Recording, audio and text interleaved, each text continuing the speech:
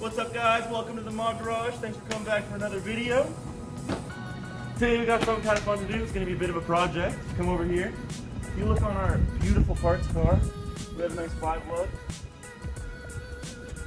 And if you come look at the hatch over here, we have a junk 4-lug. So today we're going to be swapping 5-lug to a 4-lug for two reasons. One, you can run way better wheels, and two, if anyone knows what this is a nice brake company, and these are 5-lug brakes.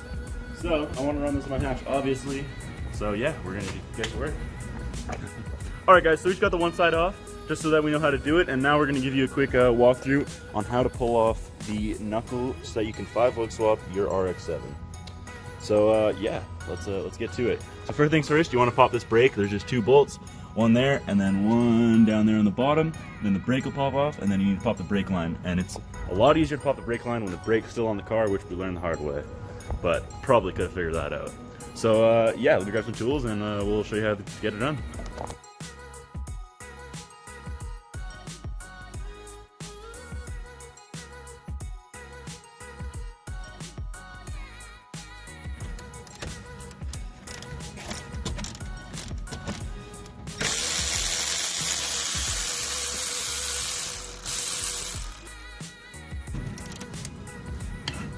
Oh God.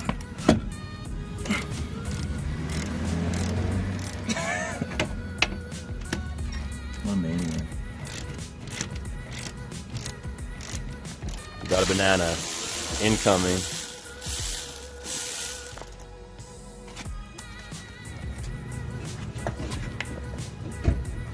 Boom, go, bam, go. There's a 4-pot. Alright, yeah, so the next step is just crack these screws off so you can take the rotor off. Pretty crusty. Let's try this. There we go.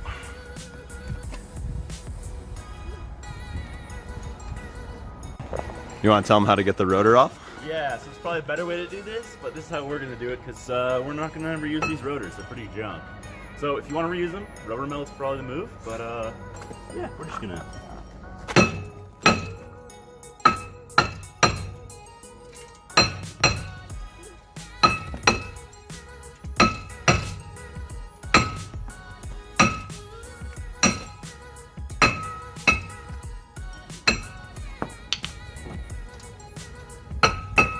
Just another nice little Mod Garage pro tip, hey? Just like that, you got a rotor. Next off, take off this dust shield.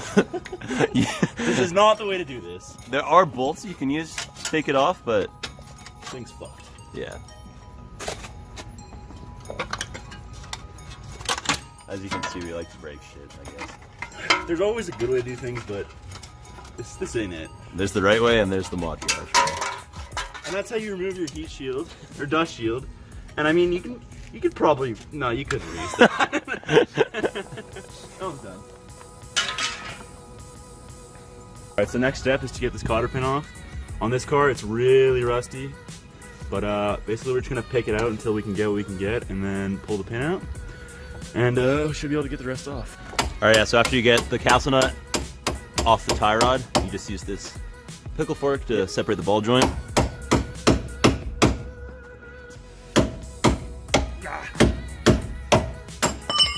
There she goes. Yeah, that's what pickle looks like. I'm curious. Just like a wedge-shaped little thing, and pry out all this junk. And then yeah, there's another one down here. So yeah, now we just got two more 17mm bolts on the shock.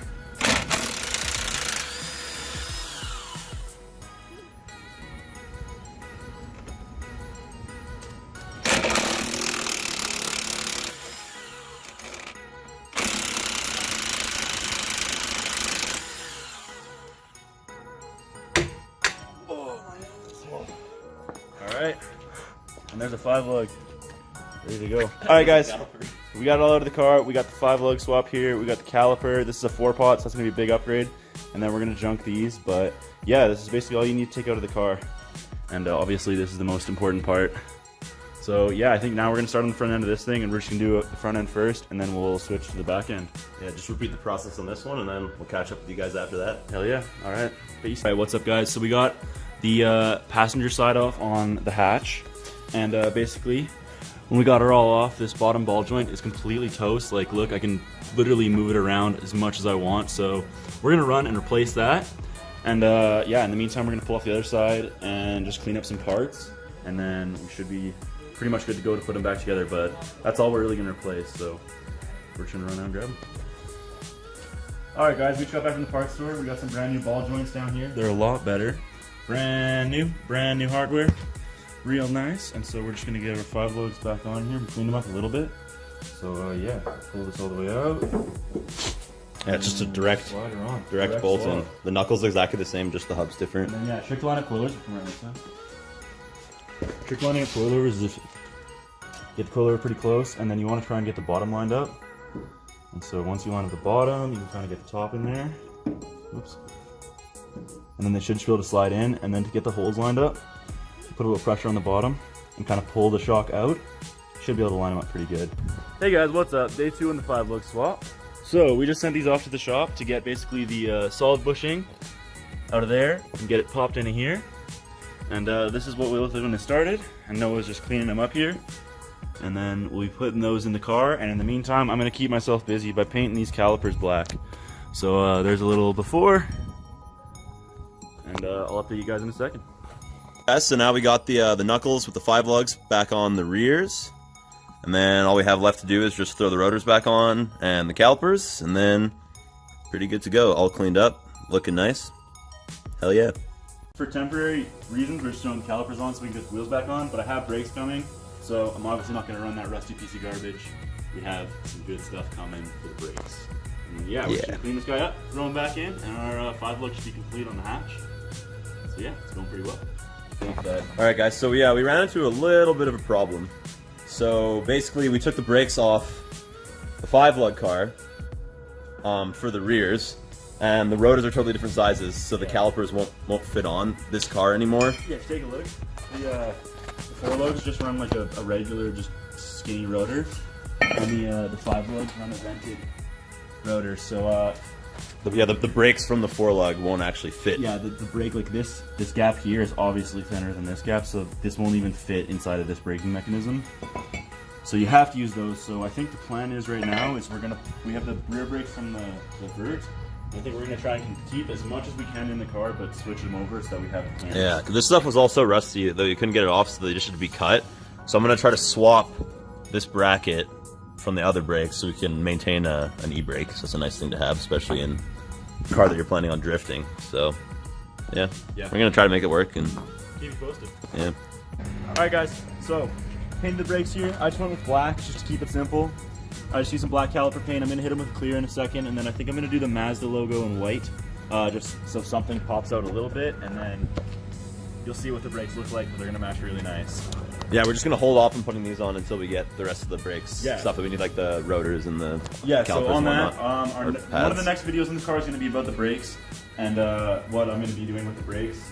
If you noticed in the one corner, and I did point it out in the last video, we do have some parts here already, but I'll show you that another time. And the main issue here is we got to figure out something to do with the rear end. That we kind of already talked about this, but these brakes are too small to run the vented rotors. And so what we're either going to have to do is get a smaller rotor that fits our lug pattern and fits in here, or we're going to have to get, where are they?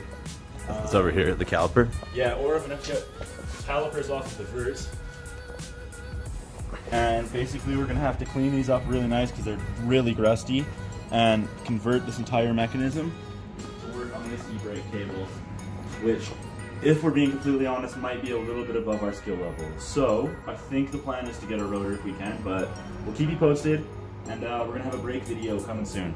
So yeah, thanks for watching guys. Please like, comment, and subscribe, and we'll catch you in the next one. Peace out.